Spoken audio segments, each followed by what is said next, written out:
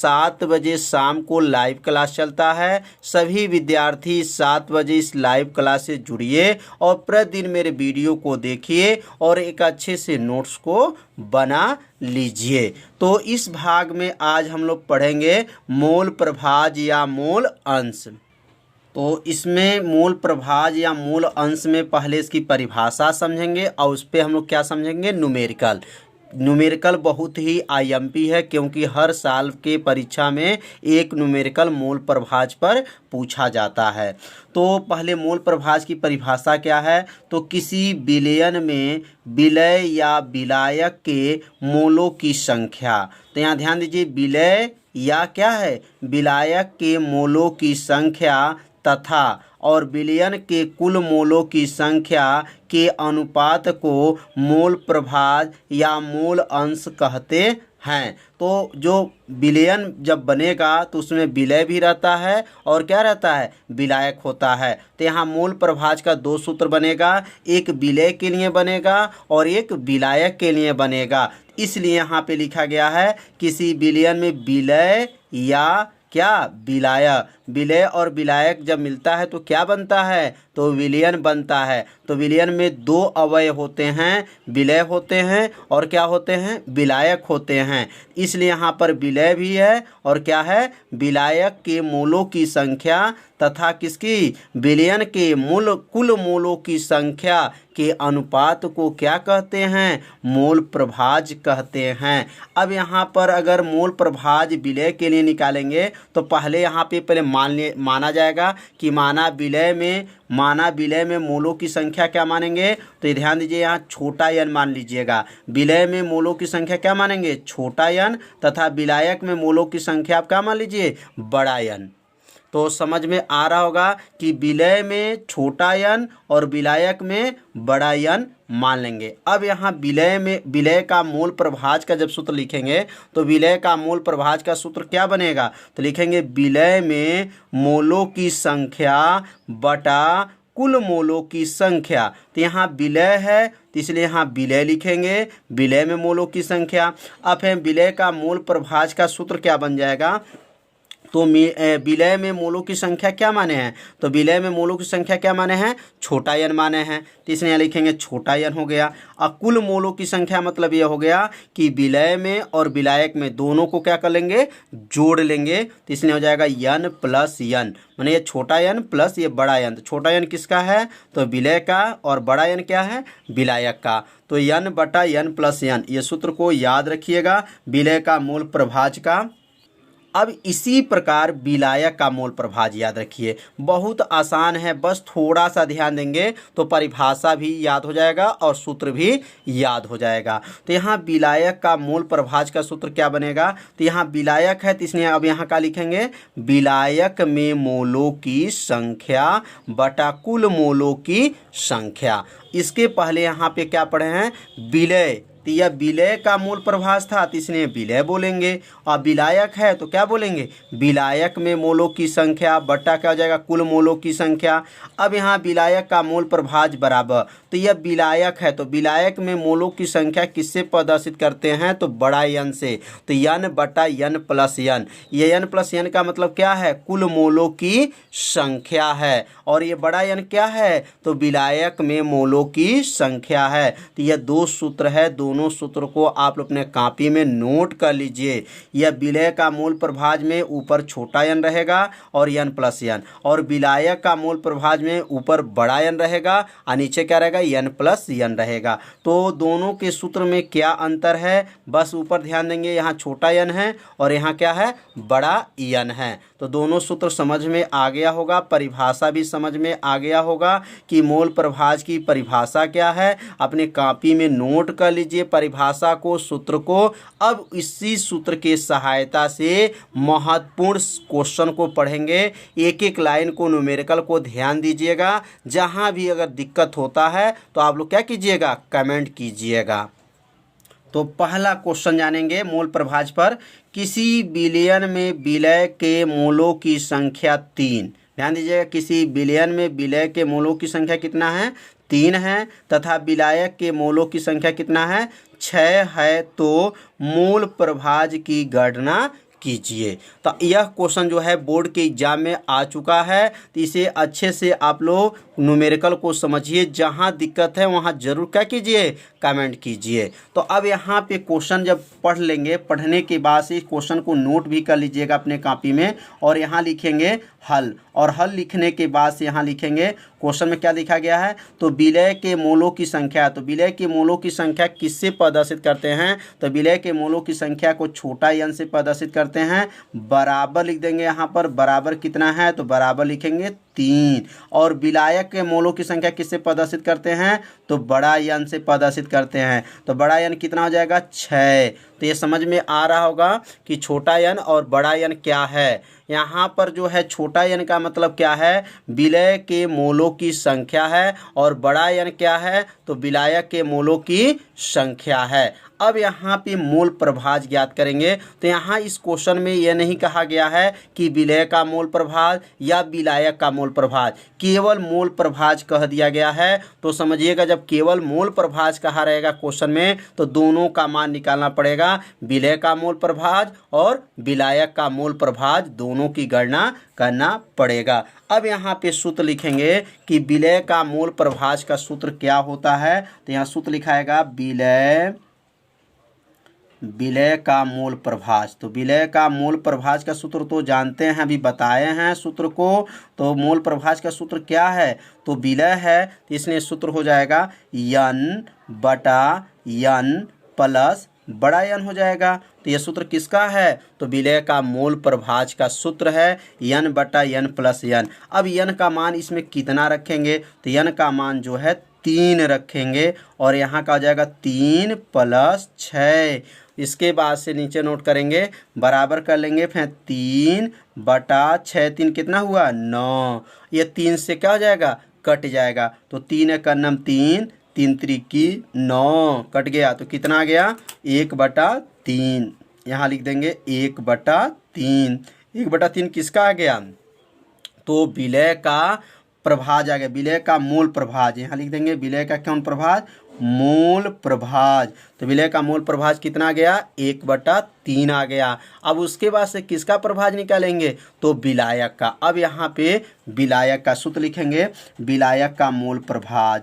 तो विलायक का मोल प्रभाज का सूत्र तो याद ही होगा, विलायक का मोल प्रभाज। तो इसका सूत्र होता है, विलय का मोल प्रभाज और विलायक के मोल प्रभाज में केवल एक ही जो है संख्या का अंतर है। बस यहाँ ऊपर पहले क्या था, छोटा n था, तो अब क्या करेंगे, बड़ा n/n प्लस n बराबर कर लेंगे। अब n का मान, बड़ा n का मान कितना है, तो बड़ा n का मान देख लेंगे, बड़ा n का मान क्या है, 6 है। तो यहाँ पे लिखेंगे 6 हो जाएगा, बटा हो गया 3 + 6 बराबर कर लेंगे 6/6, 3 कितना हुआ, 9 होने के बाद से अब यहाँ जो है कट जाएगा 3 से। तो 3 त्रिकी 9, 3 दूना 6 और 3 त्रिकी 9, कट गया, कितना आ गया, 2/3। 2 बटा क्या आ गया, 3। तो यह किसका आ गया, तो विलायक का मोल प्रभाज कितना आ गया, 2/3 आ गया। तो समझ में आ गया होगा, बहुत आसान है। तो ऐसे क्वेश्चन परीक्षा में हमेशा पूछा जाता है, तो इसे अपने कॉपी में भी नोट करते चलिए। अब एक क्वेश्चन हम आपको लिए देंगे, तो यह क्वेश्चन को हल करके कमेंट बॉक्स में इसको आंसर को बताना है। तो यह क्वेश्चन आप लोग अपने कॉपी में नोट कर लीजिए। किसी विलयन में विलय के मोलों की संख्या 5 तथा विलायक के मोलों की संख्या 10 है, तो विलायक का मोल प्रभाज की गणना कीजिए। तो ध्यान दीजिए, इसमें केवल विलायक का मोल प्रभाज की गणना करना है, विलय का मोल प्रभाज की गणना नहीं करना है। तो इस क्वेश्चन को अपने कॉपी में क्या करिए, नोट कर लीजिए और इसे हल कीजिए, और हल करके कमेंट बॉक्स में इसका आंसर, तो कमेंट बॉक्स में आंसर को दीजिए, जिससे हमें लगेगा कि आप लोग हमारा पढ़ाया क्या है, आप लोग को समझ में आ रहा है। तो ज़रूर इसे कमेंट कीजिएगा आंसर को। अब अगला प्रश्न को समझेंगे। तो दूसरा क्वेश्चन, ये भी क्वेश्चन जो है बोर्ड के एग्जाम में आ चुका है। 46 ग्राम एथिल एल्कोहल और 90 ग्राम जल में क्या है, घुला है। 46 ग्राम जो एथिल एल्कोहल है वो 90 ग्राम जल में क्या है, घुला है। तो मोल प्रभाज की गणना कीजिए। तो यहाँ पे दो समान हैं, पहला समान का नाम है विलय और दूसरा समान नाम क्या है, विलायक। तो इसमें विलय कौन है, तो एथिल एल्कोहल जो है 46 ग्राम है, क्योंकि इसकी मात्रा कम है तो इसलिए यह कौन सी है, विलय है। और 90 ग्राम क्या है, जल है, इसलिए जल कौन सी है, विलायक है। तो इसमें मोल प्रभाज की गणना करना है। तो एक एक लाइन को आप लोग अच्छे से समझिएगा, जहाँ दिक्कत हो तो क्या कीजिए, जरूर कमेंट कीजिए। तो अब यहाँ पे लिखेंगे विलय के लिए, यहाँ क्या लिखेंगे, पहले हल लिख लेंगे और हल लिखने के बाद और यहाँ लिख देंगे किसके लिए, तो विलय के लिए। पहले विलय के लिए निकालेंगे, उसके बाद से किसके लिए, तो विलायक के लिए निकालेंगे। तो विलय के लिए, तो विलय के लिए यहाँ नोट करने के बाद से तो इसमें मोलों की संख्या नहीं दिया गया है, पहले मोलों की संख्या निकालेंगे। तो यहाँ विलय कितने ग्राम है, तो 46 ग्राम है। तो 46 ग्राम है तो यहाँ लिखेंगे भार, क्या लिखेंगे, भार। भार को किससे प्रदर्शित करते हैं, तो W से। तो W बराबर कितना हो जाएगा, तो 46 ग्राम, एक मान जो है नोट हो गया। उसके बाद से एथिल एल्कोहल, एथिल एल्कोहल का सूत्र क्या होता है, तो C2H5OH का यहाँ अणु भार निकालेंगे, क्या निकालेंगे, अणु भार। तो अणु भार किससे प्रदर्शित करते हैं, तो अणु भार यम से प्रदर्शित करते हैं। तो कैसे निकलेगा, तो C का परमाणु भार जो होता है कितना होता है, 12 होता है। तो यहाँ लिखेंगे 12 गुणे 2, ये 2 है इसने 2 लिख देंगे, प्लस हो जाएगा। H का क्या होता है, H का परमाणु भार 1 गुणे 5 प्लस O का क्या होता है, तो 16 होता है। उसके बाद से H का कितना होता है, तो H का पुनः फिर से लिख देंगे 1 होता है। तो यह 12 कहाँ से आया, C का 12 2 से गुणा कर दिए, H का जो है 1 5 से गुणा कर दिए, O 16, फिर H है आपका 1 हो गया। 12 में जब 2 का गुणा कर लेंगे तो कितना हो जाएगा, बराबर करेंगे और यहाँ यम लिखेंगे, और 12 में 2 का गुणा करेंगे कितना हुआ, 24 प्लस 5 एकन्नम 5 प्लस 16 प्लस 1, पूरा को जोड़ लीजिए कितना आ जाएगा, तो जोड़ने में कितना आ जाएगा, 46, कितना आ गया, 46। तो यम का मान कितना आ गया, 46 आ गया। अभी किसके लिए निकाला जा रहा है, तो विलय के लिए निकाला जा रहा है। अब यहाँ सूत्र होता है यन बराबर मोलों की संख्या, तो यन बराबर सूत्र हो जाएगा W/M।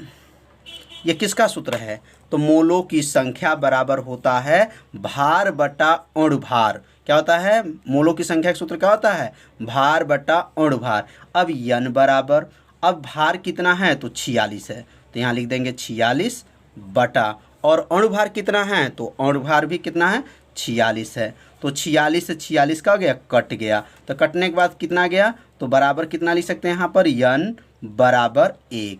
तो यहाँ पर मोलों की संख्या 1 आ गया। तो यह मोलों की संख्या किसका है, तो विलय का मोलों की संख्या है यन बराबर 1। तो अब यन का मान जब निकल गया तो जब विलय का निकाले थे, अब किसका निकालेंगे, तो विलायक के लिए निकालेंगे। अब यहाँ लिखेंगे विलायक के लिए, विलायक के लिए।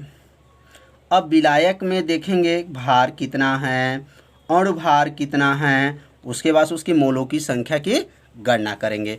तो यहाँ देखिए कितना ग्राम है, तो 90 ग्राम जल है।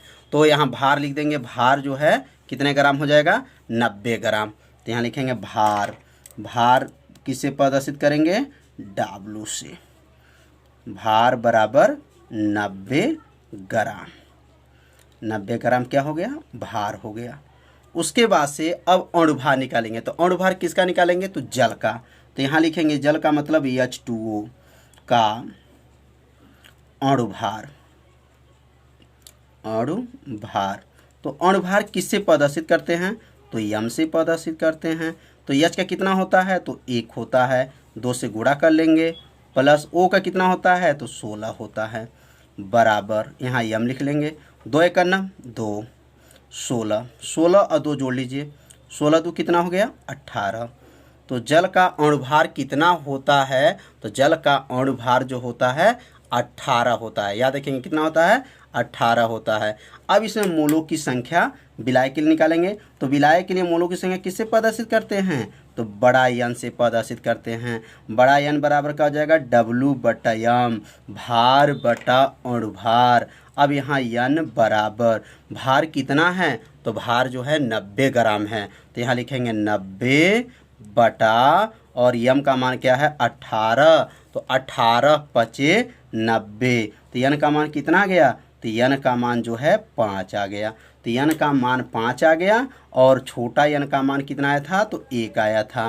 तो यन ये किसका मान है, तो विलायक में मोलों की संख्या है और यह जो है विलय की मोलों की संख्या है। अब यह दोनों मानों की सहायता से अब किसकी गणना करेंगे, तो मोल प्रभाज की गणना करेंगे।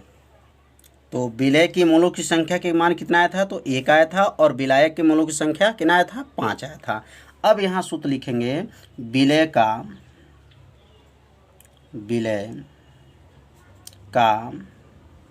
मोल प्रभाज। तो विलय का मोल प्रभाज क्या सूत्र होता है, यन बटा यन प्लस यन। मतलब विलय है तो इसने ऊपर छोटा यन और नीचे का आ जाएगा यन प्लस यन। अब ये दोनों मान को यहाँ पे रखेंगे तो बराबर कर लेंगे और यहाँ यन का मान कितना है, तो यन का मान 1 है बटा और यह यन का मान फिर लिखेंगे 1 प्लस और यहाँ क्या लिखेंगे 5। तो यहाँ छोटा यन और बड़ा यन का मान रख लेंगे 1 बट्टा आपका क्या हो जाएगा 1 + 5। अब बराबर करके 1 बट्टा 5 ये कितना हो जाएगा 6, तो 1 बटा 6 हो जाएगा। या 6 से आप 1 में क्या कर सकते हैं, भाग भी कर सकते हैं, नहीं भाग करेंगे तो भी आपका आंसर क्या है, सही है। अब यहाँ पे जो लिखेंगे विलय का मोल प्रभाज खत्म। अब किसका लिखाएगा, विलायक का। तो विलायक का मोल प्रभाज। अब इसका सूत्र क्या होता है, तो विलायक का मोल प्रभाज का सूत्र होता है बड़ा यन बटा यन प्लस यन, बराबर कर लेंगे। अब बड़ा यन का मान क्या है, तो बड़ा यन का मान 5 बटा 1 प्लस 5 बराबर क्या हो जाएगा 5 बटा 6। तो विलायक का मोल प्रभाज समझ में आ गया होगा और विलय का भी मोल प्रभाज समझ में आ गया होगा। तो इसे अपने कॉपी में जब नोट करते चलेंगे तो इससे क्या होगा, पूरा समझ में आ जाएगा। तो एक क्वेश्चन आपको भी दिया जाएगा लगाने के लिए, आप इस क्वेश्चन को नोट करिएगा और नोट करके इसका उत्तर को कमेंट बॉक्स में ज़रूर भेजिएगा। तो क्वेश्चन को अपने कॉपी में नोट कर लीजिए। क्वेश्चन है 72 ग्राम जल और 92 ग्राम एथिल एल्कोहल के मिश्रण में दोनों का मोल प्रभाज ज्ञात कीजिए। तो इसका उत्तर जो है हल करके उत्तर को कमेंट बॉक्स में ज़रूर भेजिए, जिससे हमें जानकारी होगा कि आप लोग मोल प्रभाज लगाना सीख गए हैं। यदि नहीं सीखे होंगे तो ज़रूर बताइएगा कि हमें समझ में नहीं आ रहा है। तो आज का पढ़ाई क्या हुआ है, मोल प्रभाज हुआ है और मोल प्रभाज पे संबंधित क्या हुआ है, क्वेश्चन जो न्यूमेरिकल को लगाया गया है और भी न्यूमेरिकल को लगाया जाएगा। जब पूरा चैप्टर ये समाप्त हो जाएगा थ्योरी का, तो न्यूमेरिकल एक अलग से वीडियो को अपलोड किया जाएगा जिसमें केवल न्यूमेरिकल रहेगा। तो यदि मेरे चैनल पर आप पहली बार आए हैं तो मेरे चैनल को क्या कीजिए, सब्सक्राइब कर लीजिए और बेल आइकन जो घंटी का ऑप्शन होता है उस घंटी को ऑप्शन को भी क्या कर लीजिए, ओके कर लीजिए, जिससे कोई भी वीडियो को अपलोड किया जाए तो उसका मैसेज तुरंत आपके पास क्या हो जाए, पहुंच जाए। तो कल शाम को 7 बजे मिलेंगे, तब तक के लिए नमस्कार।